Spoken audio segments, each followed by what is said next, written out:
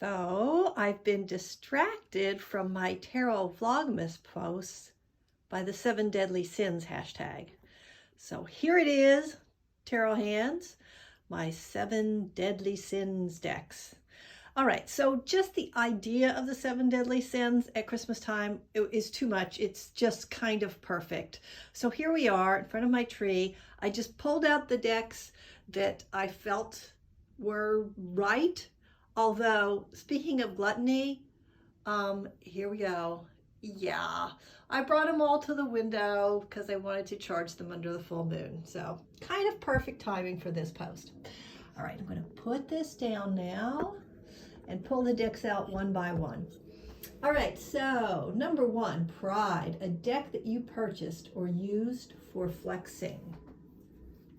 I think it kind of, this is what sort of came to my mind immediately, was the Spirit Keeper's Tarot, Revelation Edition. So I kind of had to have it. And here's the flexy part about it. So I have been working my way through Holistic Tarot, which is quite the book. And the flexing part about this is, look, it's got all these levels. It's super esoteric. I mean, there's so much symbolism in here. And if you don't know Benabel Wynn's stuff, you're going to look at this deck and you're going to say, what the heck? You're not going to know what you're looking at, really. I mean, personally, I think you could just pick it up and read it, probably. But a lot's going to be lost on you. And the flexing aspect of it is that I watched her create this. You know, I watched her post on the cards. I even voted on some things. And I kind of felt like I knew the deck a lot before it even got here. So, you know, for me to be able to say, honestly, yes, I got the Spirit Keeper Tarot, Revelation Edition, and I just took it out of the box and started reading automatically. I mean, no problem here. You know, that's a little obnoxious, right? And yet, there we have it. Flexing. All right. Number 2, Greed. Yeah, there's Greed and Gluttony over there. Okay, but Greed. A deck you don't share with anybody. You only use it for yourself. All right, so it's this one. I don't have the box. I can't show it to you. But this is the Relative Tarot, Relative Ancestors Tarot. I'm blanking. Okay, but I'll put it below. I will give it the correct name below. And the reason I'm not going to share it with anybody is because I'm using this for ancestral readings, which is, oh gosh, what do I want to say about that? It's new for me. Again, I'm taking a Benabel Wynn independent study course to guide me, but it's very sensitive, a little bit scary, and yeah. Oh, there too, she lets you choose your lover's card, which is awfully nice, right? So you've got, I don't have the one with the 2 guys here, but yes. So yeah, it's not sharing it, nobody else gets to use it. That's out of the question. Right. Number 3, Wrath, a deck you're angry with. Okay, here it is. The Modern Goddess Oracle. So not to diss the creator in any way, but it was expensive. I felt a certain amount of pressure from other people to get the deck.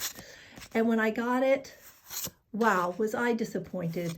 I mean, for me, goddess energy is sort of a timeless, hey Google, stop. There you go. There's my Google alarm. Sorry about that, you guys. I don't edit. Anyway, goddess has this sort of timeless energy, and this one really doesn't. It's just, it says it's the modern goddess. I mean, it's got it right there on the title. But I could not relate to these cards in any way. Every time I pulled one out, it just felt wrong. And I feel angry about that. I feel like it kind of got in the way of a few things that I was working with. So the next thing is, whoops, booting up my computer. I love it when it turns off. Okay, So the next thing is Envy, a deck you wanted because other people have it. All right, so I was watching Lisa, Supportive Tarot, and she unboxed this Kickstarter thing that she had done, the Charmcast Tarot. I have to tell you that I had ordered it before the video was over. I went nuts. I was like, I have to have this deck. I mean, if you haven't seen it yet, listen. So it's a complete tarot deck in pewter tiles. And it's a stick figure. Let's see now. There we go. Stick figure. So all of my problems with the colors, the gender, the lack of diversity are gone. Look, it's just stick figures on pewter.